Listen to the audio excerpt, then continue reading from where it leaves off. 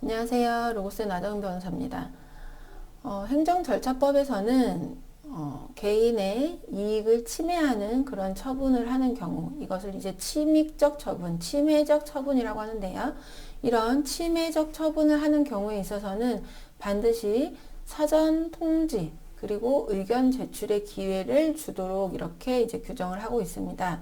그래서 이런 절차를 제대로 지키지 않은 경우에는 그 자체만으로 처분이 위법해서 취소될 수밖에 없다라는 것이 일관된 이제 법원의 태도입니다.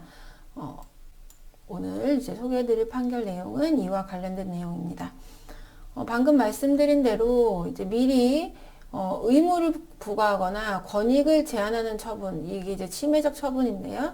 이런 처분을 하는 경우에는 미리 처분하고자 하는 원인이 되는 사실, 그리고 처분의 내용, 법적 근거, 그 다음에 이에 대해 의견을 제출할 수 있다라는 그런 뜻과 의견을 제출하지 않는 경우에는 어떻게 처리하겠다라는 그런 내용들을 통지를 해야 된다. 이게 이제 사전 통지를 말합니다. 그 다음에 필요적으로 다른 법에서 필요적으로 청문을 실시하거나 공청회를 개최하도록 규정하고 있지 않은 경우라고 하더라도 당사자에게 의견 제출 기회를 줘야 된다.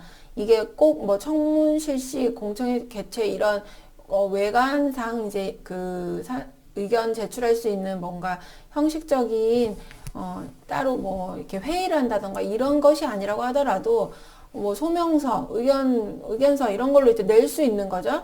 그런 의견 제출의 기회를 주어야 된다라고 규정을 하고 있습니다. 그래서 이런 행정절차법의 내용은 당의 처분의 성질상 현저히 그런 의견 청취가 곤란하거나 불필요하다 이런 경우가 아닌 경우에는 꼭 해야 된다. 그래서 이걸 하지 않았으면 그 자체만으로 처분은 취소될 수밖에 없다라는 것이 일관된 판례입니다. 그러면서 한편 행정절차법에서 뭐라고 규정을 하고 있느냐, 다음에 해당하는 사항에 대해서는 행정절차법을 적용하지 않는다라고 하면서 몇 개 이제 규정을 나열을 하고 있는데요. 이 중에 공무원 인사관계 법령에 의한 징계, 기타 처분 이렇게 이제 되어 있습니다.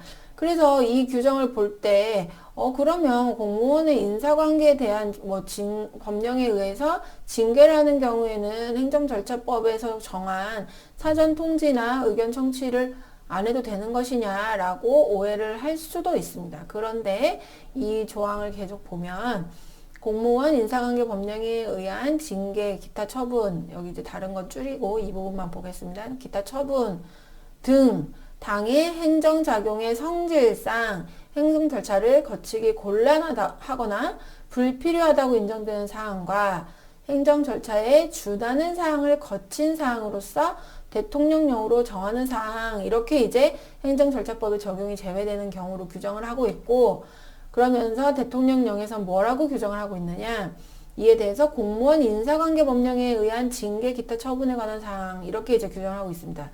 그러니까 이 규정을 전체적으로 해석을 해 본다면 이것은 공무원 인사관계 법령에 의한 처분 관련 사항 전체에 대해서 행정절차법에 적용이 배제되는 것이 아니라 성질상 행정 절차를 거치기 곤란하거나 불필요하다고 인정되는 처분이나 행정 절차에 준하는 절차를 거치도록 이미 규정되어 있는 경우, 그런 경우에만 행정절차법의 적용이 배제되는 것으로 보아야 된다라는 것이 오늘 소개해드리는 대법원 판결의 결론이 되겠습니다.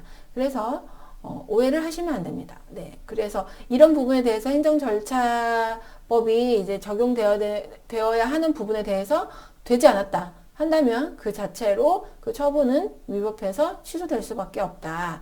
네, 그 부분을 잘 공략을 해야 된다는 내용이 되겠습니다. 네, 오늘은 여기까지 소개해드렸습니다. 감사합니다.